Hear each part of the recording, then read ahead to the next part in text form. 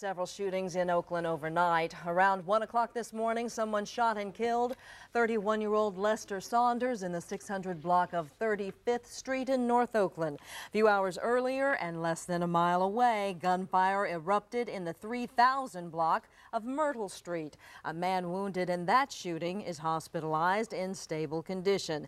And in the Sobrante Park neighborhood, a shooting on Capistrano Drive left yet another man wounded. There have been 13 murders in East Palo Alto so far this year. Police say they hope that this curfew that was recently enacted will help stop the spike in violence among young people. Armed robbery at a Jack in the Box restaurant. Take a look at this now. The robbery happened last week. You can see the suspects with guns. Now, one of them would actually jump over the counter he then orders an employee to take him to the office. Police say the robber forced the worker to open the safe while his accomplice demanded money from the cash register. The suspects got away with about $500.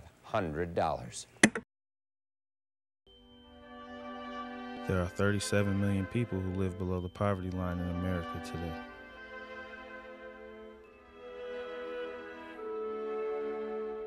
.8% of these people are children below the age of 18.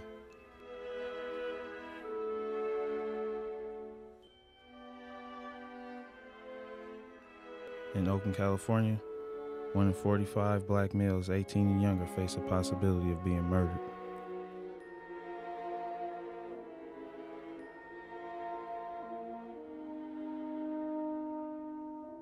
In the past 30 years, basketball has become an outlet for young men living in poverty to chase the American dream. More than 10,000 athletic scholarships are provided annually by institutions of higher education.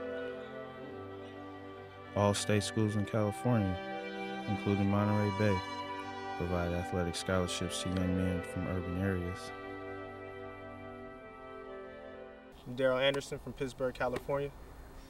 Pittsburgh, California is like low poverty, low income, mostly minority, a lot of like crime, bunch of little gangs, whatever, projects, all that. My name is Enrique Mendez, and I'm from Salinas, California. Salinas is a city where if you don't have something productive to do, such as sports or extracurricular activities, you are prone to turn to gang life or crime life. So in order to try to make it out of Salinas and away from the gang life, I had to find productive ways to express myself, and one of those ways, fortunately for me, was basketball. It still is basketball. Where I grew up, it was pretty bad, man. Like, I don't know, like, guys sell drugs. Like, my uncle, my family, like, they all sell drugs. I mean, they all been to jail. Bill Trumbo, I'm the head basketball coach and director of athletics at Cal State University, Monterey Bay. It's a way out of their environment. And it's similar to, you know, what would be counter and the most negative parts of the element of the drug dealers and the dope pushers and the pimps and who are out there taking advantage of people and relationships and life.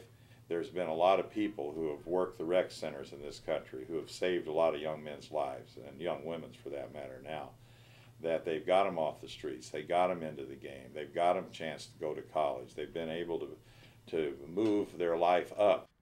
The only way I knew I would better myself is through sports and something that I enjoy doing to keep myself out of bad situations, hanging out on the corner with my friends or selling drugs or any of that. And like, I feel that bettered my way out of there. Why some of my friends are still at home doing that, I'm out here bettering myself, getting an education. I've been playing basketball all my life. Organized basketball since sophomore year in high school, but basically been playing basketball all my life.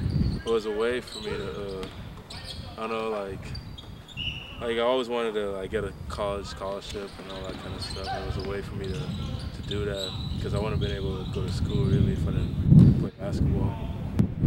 I gained a lot of respect through basketball, and I mean that's a big thing to me.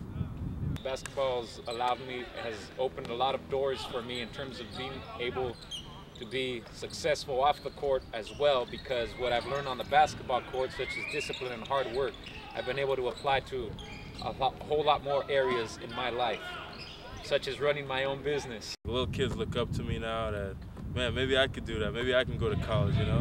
Maybe I could maybe I could play basketball at a Division II level or whatever. Maybe I could use basketball to achieve my goals in life. I had a kid named Joel Dant, who was one of the only black athletes at our little church school back in Missouri. He was out of Hannibal, Missouri. He came from dirt poor family, ended up being a corporate vice president with Ford Motor Company because he was bright, he was articulate. I know another kid named Millard Bondurant, who was out of French, Creole background, who was out of Carbondale, Illinois. And he was a baseball and a football and basketball player at our small college there. And Millard was highly successful. He went into business. I guess it's true what the late Notorious Big said. The streets is a shortstop.